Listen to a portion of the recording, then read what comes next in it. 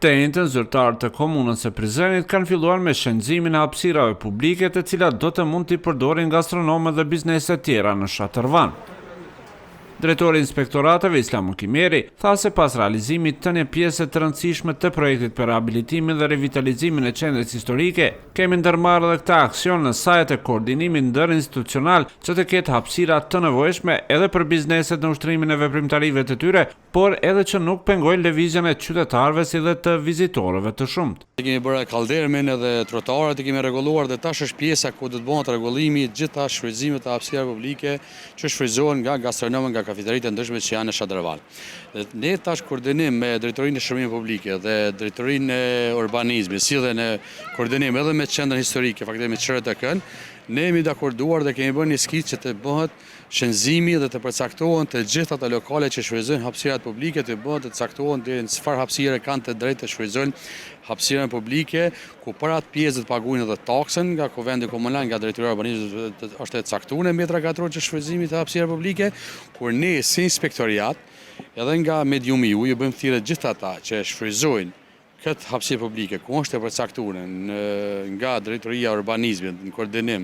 edhe me drejtorinë e shërbimeve publike dhe drejtorinë e inspektoratit dhe QRTK-n, që ta shfrytëzojnë dhe ta respektojnë ato pika ku ato shenzime ku është përcaktuar, mbas shenja që është përcaktuar, dhe të mos kemi ne të lashën e terren dhe të mos jenë deri të mos shfrytëzimi apo të ndeshkimi të gjërat ato që nuk e respektojnë atë hapësirë ku është e përcaktuar në bazë të urbanizmit. Ai tha mëtej se për dallim nga herat e kaluara, monitorimi i respektimit të këtyre shenzimeve nga bizneset do të bëhet tashëtutje në vazhdimsi nga zyrtar komunal. Mbas investimeve që kemi bërë, faktikisht qeverisja komunale, në këtë rast komuna e Prizrenit ka bërë një investim, siç e dini edhe ju dhe gjithë qytetarët e Prizrenit ka bërë një investim kohë gjatë mirë në Shatërvan, dhe ne obligohemi si drejtori inspektoriateve që të monitorojmë gjatë gjithë kohës dhe të respektojmë gjitha ato limitet edhe ato